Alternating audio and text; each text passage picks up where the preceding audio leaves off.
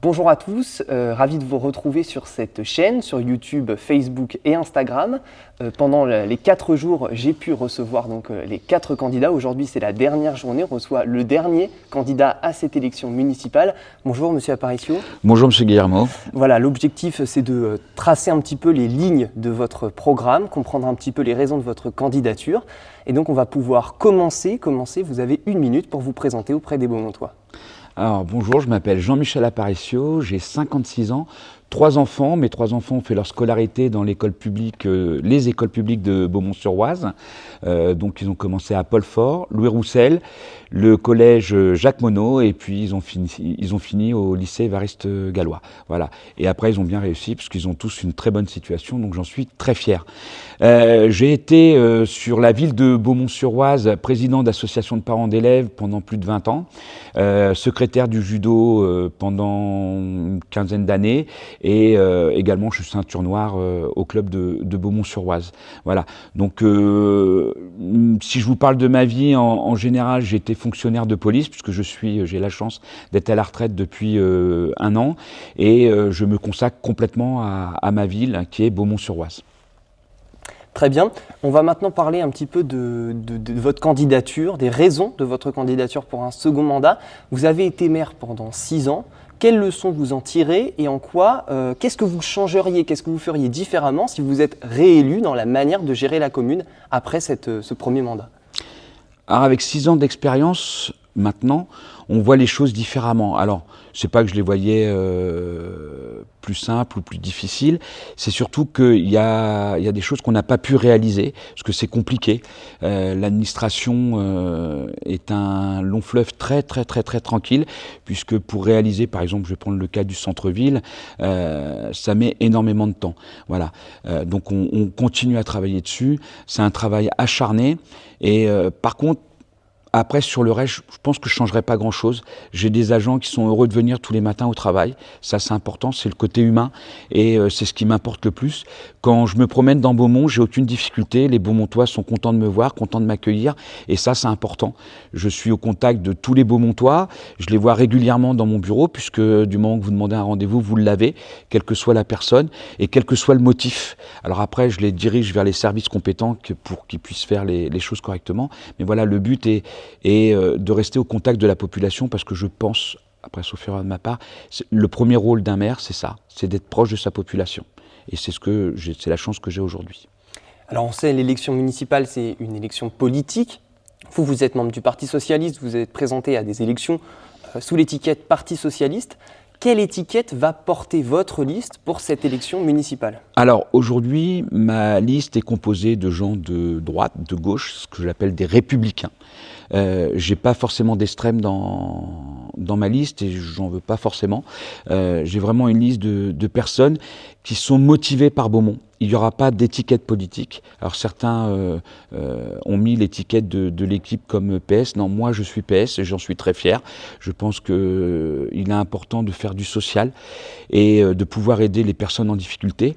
Pour cela, peu compliqué, mais sans aller dans l'extrême, voilà, de l'aide. Et aujourd'hui, moi, ma liste, c'est une liste de personnes qui ont envie pour Beaumont une réussite et d'aller très loin. Voilà. On a réussi à redynamiser une partie de la ville, par la culture, par exemple, puisque aujourd'hui, si on regarde ce qu'on fait sur la ville, il y a eu la fête médiévale avec 15 000 personnes, Ematsuri qui a accueilli 5 000 personnes, donc il y a pas mal d'événements dans cette salle, le cinéma Le Palace, qui fait partie d'un de mes projets. Donc il y a vraiment pas mal de choses qu'on a réussi, il y en a d'autres qu'on va réussir, un point important qu'on a bien réussi, j'en suis très fier, c'est le sport. Puisque j'ai voulu mettre le sport en avant, et surtout le sport au féminin. Je vais prendre un exemple tout simple. Si on prend l'équipe de foot féminine, ils étaient 20 quand on est arrivé. Aujourd'hui, ils sont 140 filles qui jouent à Beaumont. Mais se présenter sans étiquette, est-ce que ça n'empêche pas les électrices et les électeurs de comprendre votre trajectoire politique? Non. Il y a pas de difficulté. Une étiquette politique, je pense, c'est comme une religion, c'est pour soi. On a des convictions politiques, on a des convictions religieuses, quelles qu'elles soient, et c'est pour soi.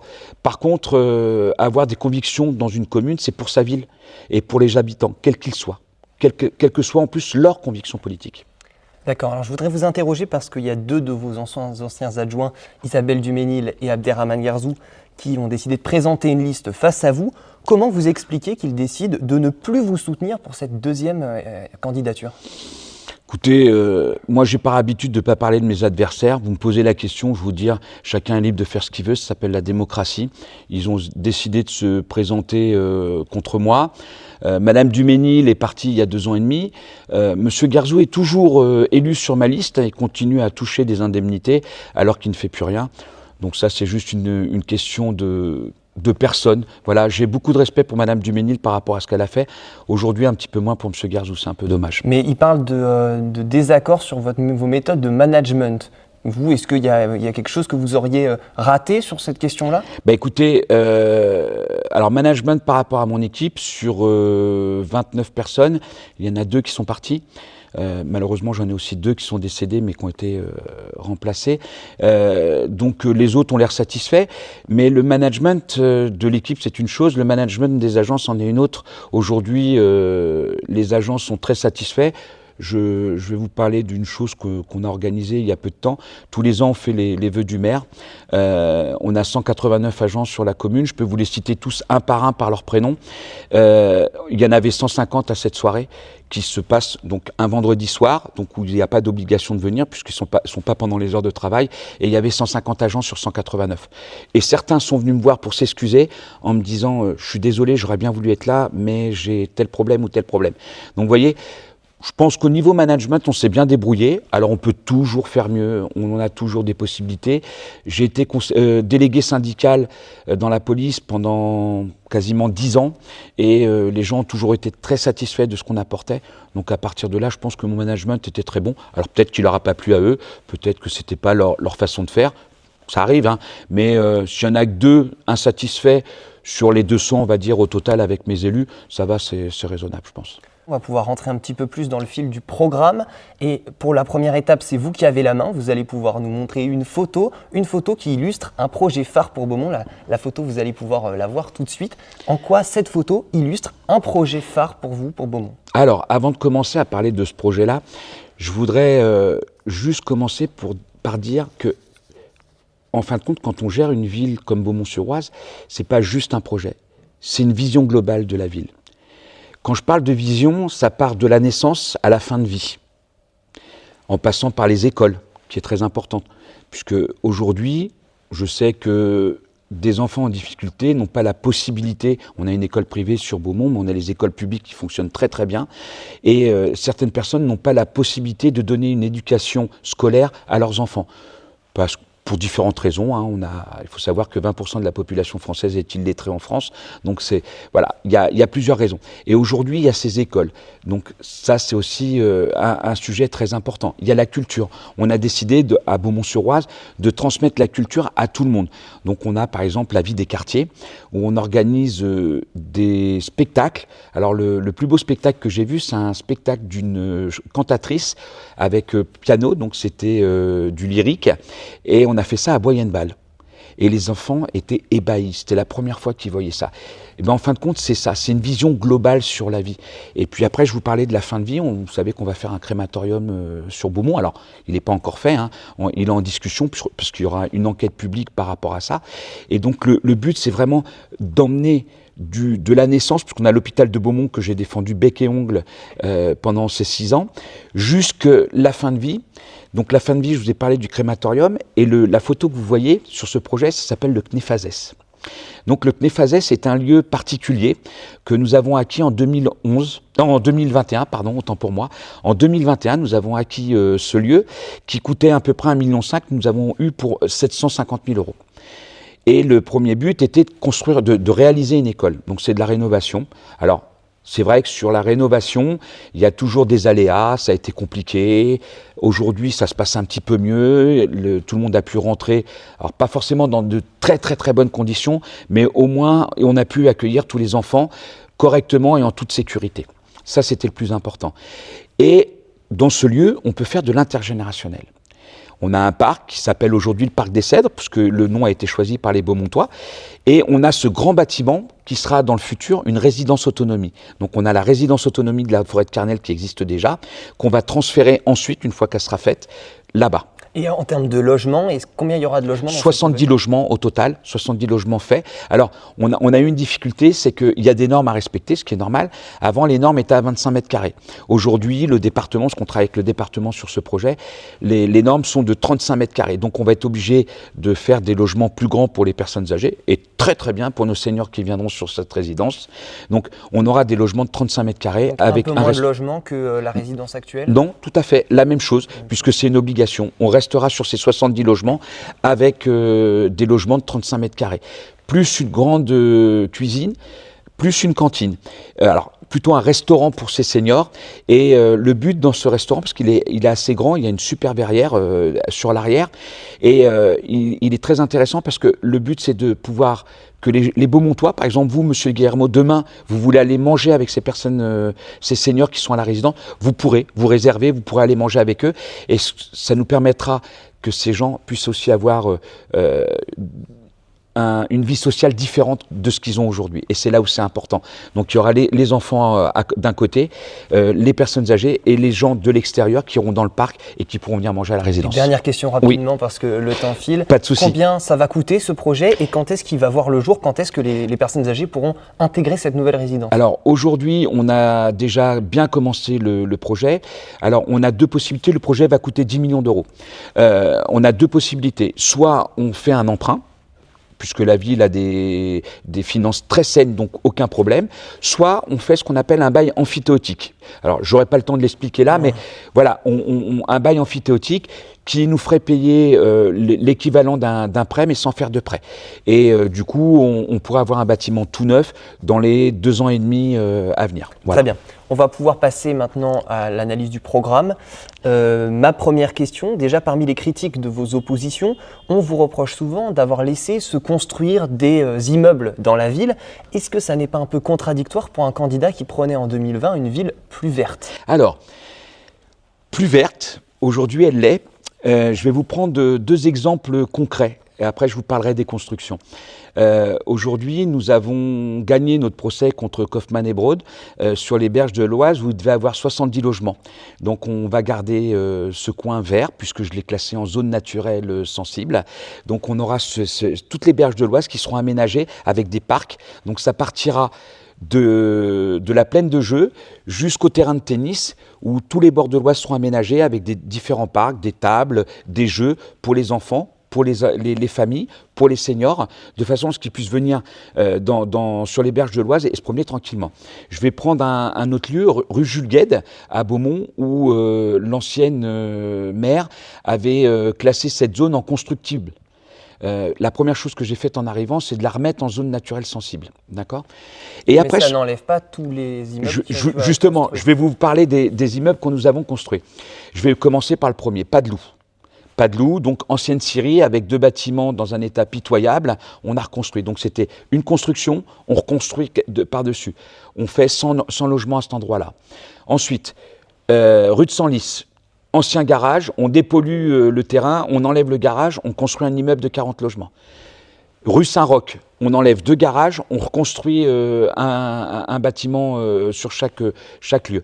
Donc il faut savoir une chose, c'est qu'à chaque fois qu'on a construit, au total on avait une obligation par la préfecture de faire 598 logements, on en a fait 602. Donc on est tranquille jusqu'à 2030 au niveau des logements sur la ville. Donc c'était des obligations. Donc là ce que vous dites c'est pour les 6 ans à venir, c'est fini. Jusqu'à 2030, on est tranquille pour les constructions. Donc là, voilà. Plus de construction. Voilà. Il y a celles qui sont en route, celles qui doivent être terminées, et après on est tranquille. Voilà.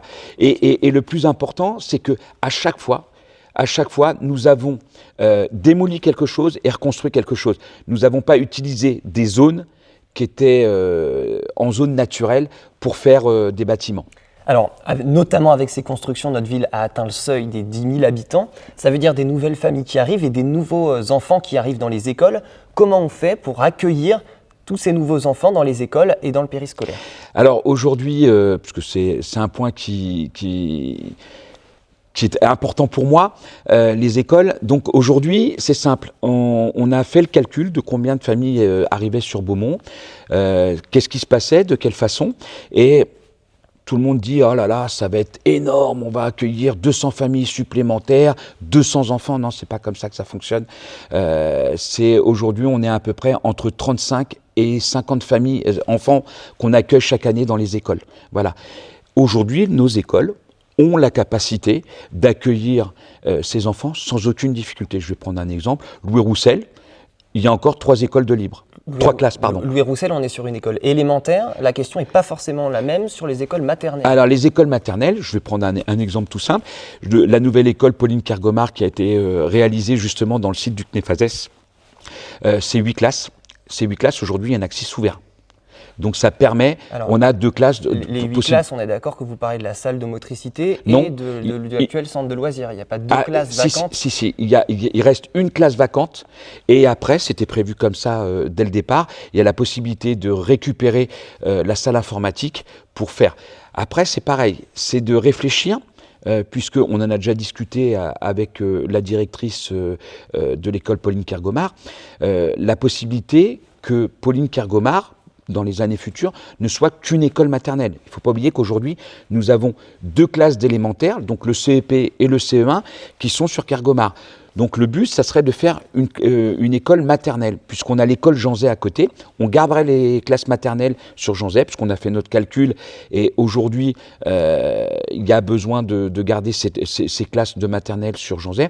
Mais il y a la possibilité aussi d'ouvrir des classes sur Jean Zay. Donc voilà. Sur le sujet de la maternelle et de l'élémentaire, on n'a pas de difficulté en dispatchant correctement les élèves. C'est largement faisable. Sachant que moi, depuis des années et des années, puisque j'étais président d'association de parents d'élèves, mon but est que dans les écoles, on ait maximum 24 élèves.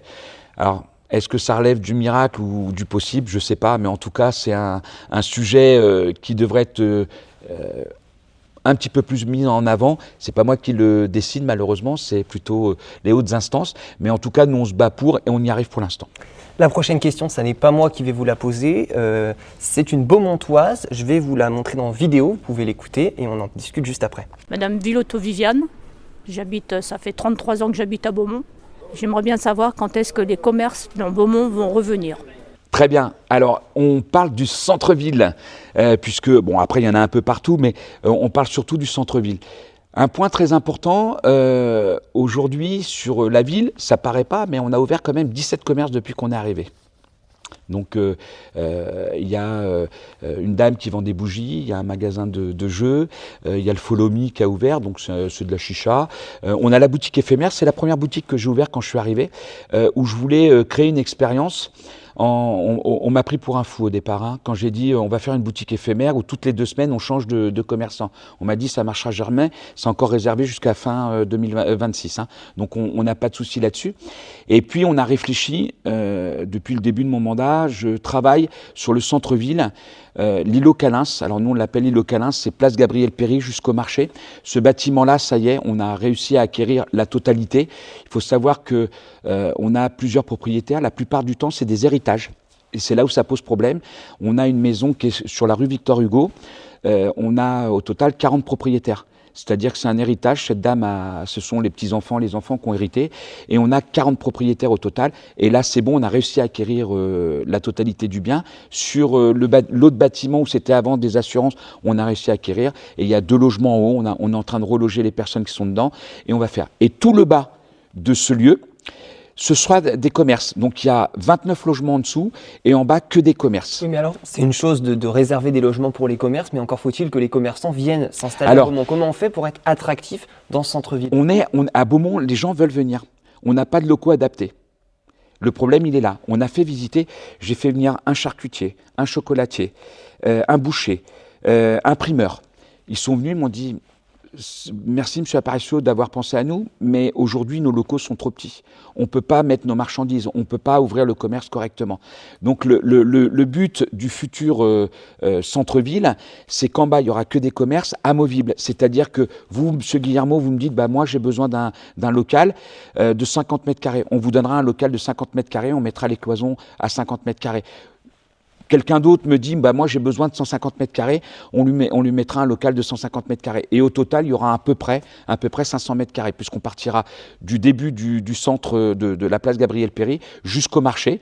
Et le devant de la place Gabriel-Péri, où il y a la boutique éphémère aujourd'hui, ce sera un restaurant. Et pourquoi un restaurant? Déjà parce qu'il y a une placette devant, donc ça permettra de pouvoir avoir un peu plus d'animation dans le centre-ville. Et la deuxième chose qui est très importante, en dessous, il y a des caves médiévales. Et on doit préserver ces caves pour le patrimoine de Beaumont. Et à partir de là, vous pourrez même aller manger dans ces caves médiévales, puisqu'on a passé un pacte avec le bailleur. Vous pourrez aller manger en bas, tranquillement, dans des belles caves médiévales. Dernière question, très rapidement. Un projet pour les associations sportives ou la pratique de la culture à Beaumont? Pour le sport, on a déjà fait beaucoup, puisqu'on a fait le stade, les deux stades, le mur d'escalade, puisque le mur d'escalade, on l'a fait quand on est arrivé. Alors, j'ai un projet de gymnase, je suis en train de réfléchir comment on peut le positionner correctement, parce qu'on a tellement d'associations sportives à Beaumont et de qualité, je le dis tranquillement, j'en profite du coup pour remercier tous les présidents d'associations, puisqu'aujourd'hui, par exemple, je vais prendre l'escalade qui a doublé ses effectifs. J'ai eu l'occasion de discuter avec le président de l'Athlé qui m'a dit j'ai beaucoup plus d'adhérents encore. Le foot a triplé ses effectifs, donc, et ainsi de suite. Donc les associations beaumontoises fonctionnent très très bien, apportent beaucoup à la ville et là c'est important. Et si je parle d'un projet culturel, puisque du coup vous me tendez la perche là-dessus, c'est là où on est, le cinéma Le Palace. Donc on a prévu une rénovation pour le cinéma Le Palace, il y en a pour 3,5 millions d'euros.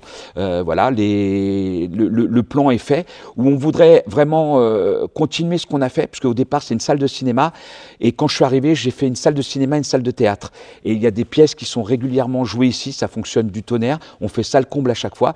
Donc le but, on est en train d'acheter les terrains qui sont derrière, de façon à pouvoir faire des loges sur l'arrière, pour que les artistes, les comédiens, quand ils viennent, puissent se changer dans de bonnes conditions et qu'on ait un cinéma rénové qui puisse apporter quelque chose à la ville de plus. Très bien. Merci de nous avoir expliqué ces différents points du programme. Maintenant, c'est à vous. Vous avez 1 minute pour conclure et vous adresser aux Beaumontois. Écoutez, la conclusion est simple. Moi, je pense qu'on a fait un bon travail. Peut-être pas assez pour le goût de certains ou même pour moi, parce que j'aurais voulu faire mieux. Sauf que le problème, c'est qu'on est dans l'administration, donc c'est un peu particulier, c'est la lenteur à chaque fois et ça nous pose des problèmes. En tout cas, une chose est sûre, c'est que j'aime cette ville, j'y ai consacré une bonne partie de ma vie, mes enfants y sont nés, ils ont grandi et je suis très fier d'être Beaumontois et j'espère que le 15 et le 22 mars, les Beaumontois me feront encore confiance pour les prochaines années. Merci Monsieur Aparicio d'avoir accepté mon invitation. Avec plaisir, Monsieur Guillermo. Merci à vous d'avoir été fidèle à ces 4 vidéos. Espérons que vous pourrez faire votre choix de la manière la plus éclairée possible. Merci à la mairie et à la direction du cinéma Le Palace d'avoir accepté qu'on puisse tourner ces vidéos. Merci à Paul Turquet qui était derrière la caméra. Rendez-vous le 15 et le 22 mars pour ces élections municipales.